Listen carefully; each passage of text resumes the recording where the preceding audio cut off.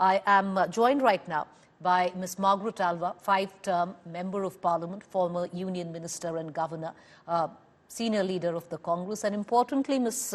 Alva, in 1987, you were the one which headed the committee constituted by the then Prime Minister Rajiv Gandhi. And one of the recommendations at that point of time was a reservation for women where political assertion was concerned. So congratulations, ma'am. It's come a full circle.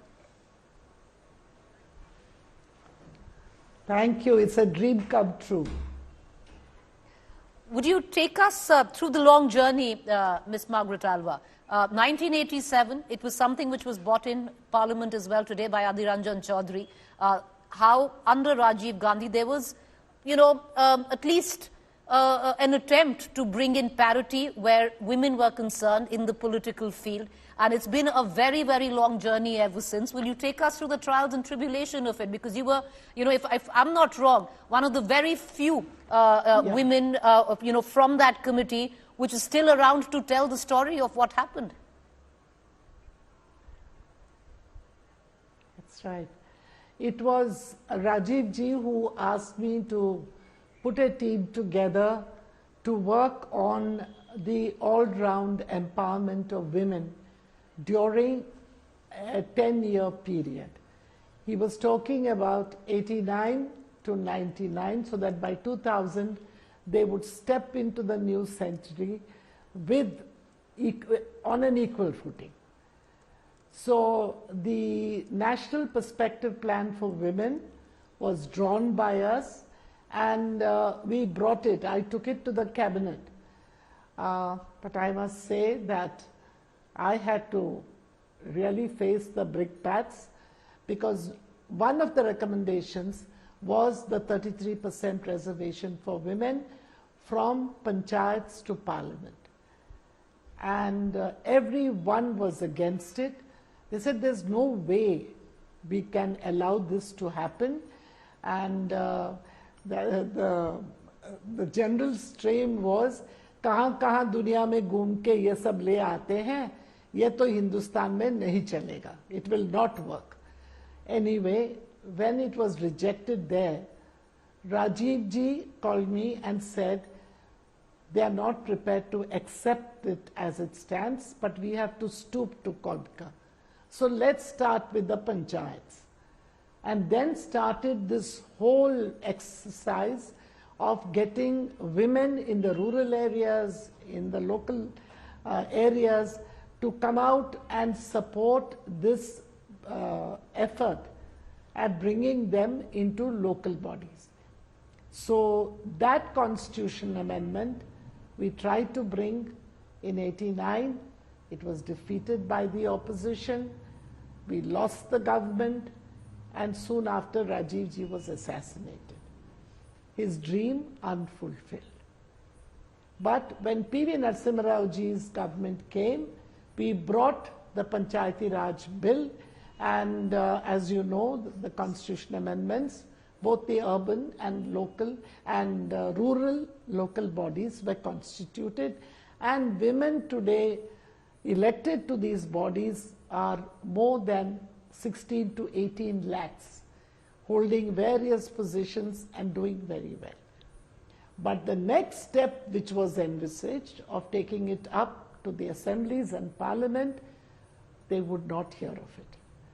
Parliament, they felt, could not accept so many women.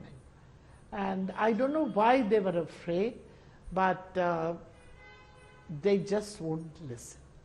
We tried, I think 6 times this bill has been introduced in Parliament. It has been scuttled.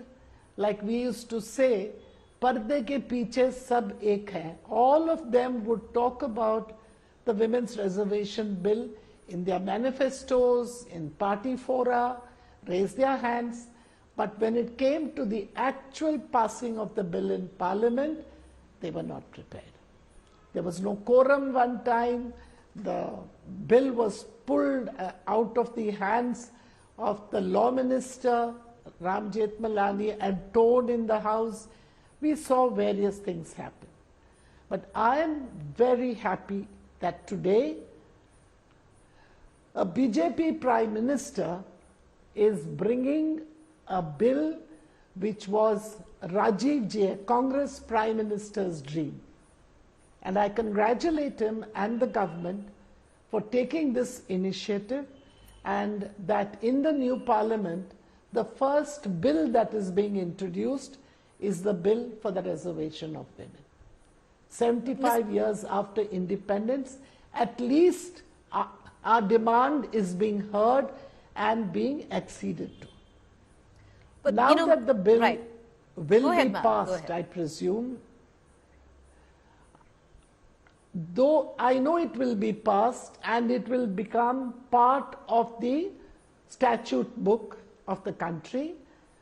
Today when I went through the details, I was a little, shall I say, sorry or sad to see that the implementation will be done after the next census, which would be any time between 26 and 27.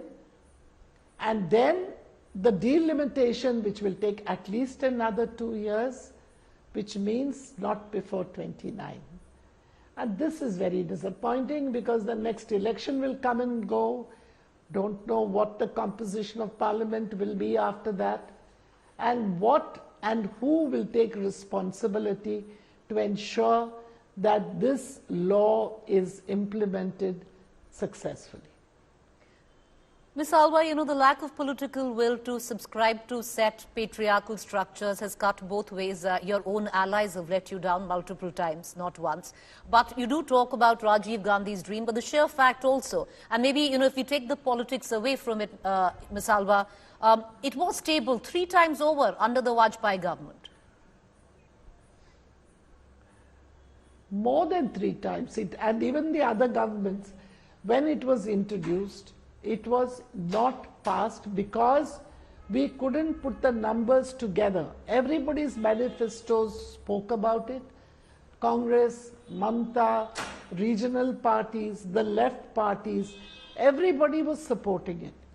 But we couldn't get the sufficient numbers because it was being scuttled by 2 or 3 parties, and numbers were the most important for a constitution amendment. Correct there. First time it's been tabled by the Modi government, and this time around it does look it would pass. But, you know, with what you touched upon, Ms. Malwa, the sheer fact that the timeline of it seems to suggest that we might not see the light of day in terms of it being implemented on ground with 33% reservation, not before 2029. That's right. You know, that is if at all the census happens earlier, then there is a constitutional amendment and we bring in delimitation earlier. We don't know if South parties are going to be on board of that or accept. So it's a long road ahead. Do you see this as an eyewash then? Because ultimately, what is it that we are doing? We're going to pass the buck to the next government, and we don't know what the political structure is then. At the moment, it is a headline opportunity. It is headlines all over the country. Women are excited. Everybody is congratulating the government. So am I. I'm happy that it is at least coming onto the statute book. But let me be honest, when I read the details after the initial euphoria, I said, good God, who knows when and who is going to actually take the initiative to implement it, because the implementation is not going to be easy. We will have to have the numbers, we will have to, numbers to have a government that will be determined to move forward. And well, that's a big question. But once it's on the statute book, I don't think any government is going to amend it or move back. It will only be a movement forward, and the assemblies will have to concur, which I'm sure they will do.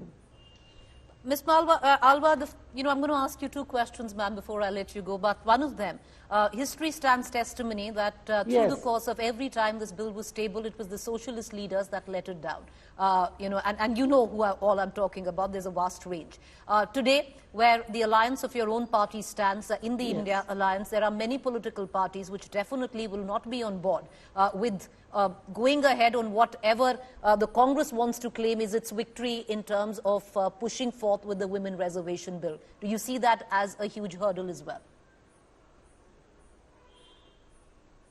No, I believe the mindset has changed, and on the eve of the 24 parliament elections, I don't see any party standing up and saying no to this bill. After all, women are more than 50% of the electorate. That done, the only issue on which there could be a bit of further discussion or maybe amendments is reservations within reservations. Quota within quota, ma'am. That's what you're talking about. I was on the joint parliamentary, yes. I'm talking about, I was on the joint select committee. We had discussed this in detail, and we had all come to the consensus that in the SC/ST reservation quota, women would get 33%. That there could be no reservation or quota for the backward classes in the women's bill because it doesn't exist for parliament, right? And that the only way to sort this out is if reservations come for the OBCs or other communities, then we would give them 33% out of their quota. The second issue which was troubling was the question of rotation. It was said that if you rotate, then you know how will women take their constituency seriously knowing they will not contest again. Our suggestion had been that there should be 2 consecutive elections which a woman should fight from a constituency and rotate them after that. Because we do believe that many of them will be able to fight as general candidates after 10 years. Because women have a reputation of being very dedicated and very committed to their constituencies. That's the second. The third thing, which again was the question, now the bill says 15 years. We had said a minimum of 30 years, which means 2 elections to be fought by a woman in one constituency. So it would mean that 2 elections and 1/3 at a time would mean 30 years. That I believe now, from what I understand, has been reduced to 15 years. Another suggestion which is now being propped up is dual member constituencies. I think it's crazy. No man is going to allow a woman to function as an equal in his constituency. She will be like baggage tied to his legs. Right. And either she gets kicked or she gets kicked out, whatever it is. So I don't think it is at all a solution to this problem. There should be 2 consecutive terms where she will fight, and she is free to contest as a general candidate if she has the confidence and she is accepted by a constituency after the 2 terms. That would be, I think, the best solution. But whatever the pitfalls and the shortcomings, it still looks like a far dream, at least as of now, a mirage of sorts, Ms. Alva. I'm going to ask you one quick question, ma'am, before I let you go, because there have been many of your ilk, and maybe put politics aside for a minute, who fought the good fight. And, the likes of Sushma Swaraj vociferous in support of the Women Reservation Bill. Would you want to recount some of the women in active politics who over the years have stood shoulder to shoulder and tried to push for this move, which has seen a long time in coming? We have had women across parties stand together. We had the women's chain in the well of the house when the bill was towed by some Samajwadi Party women. We did do everything together. There was Sushma, there was Renuka Chaudhary, and there were so many of them that I would like to recount. There was Mrs. Bose from West Geeta Bengal. Mukherjee, ma'am. Let me give you another name. Geeta Mukherjee was the chairman of, yes, I'm sorry. Yes. Geeta Mukherjee was very important. She played a very important role as chairman of the Joint Parliamentary Committee. We were so many of us. And when these women of a couple of parties didn't join us, I said to them, हम आपके लिए भी लड़ रहे हैं, आप क्यों नहीं आ रहे हैं सामने? They said, madam, हम आपके साथ हैं, पर हमारे पार्टी के हमारे नेता लोग हमें टिकट नहीं देंगे, हम आपके साथ खड़े हो जाएंगे तो. So you see, there was so much pressure on them, though all these party people were supporting the cause. And I believe many of them are gone, but they will be rejoicing with us when this happens. And I do hope I will live to see the implementation when it comes in the next few years. I'm into that, and I hope, and you see it very, very soon, you know, not even getting to whether you live for it or not. Let's hope it happens really soon. Thank you for joining us and taking the time out and speaking with us. And I would hope the likes of Sushma Swaraj, Geeta Mukherjee, wherever they are, if it ever materializes, would also be smiling because, you know, this is a big, big development, historic at that. But let's see how it carries further.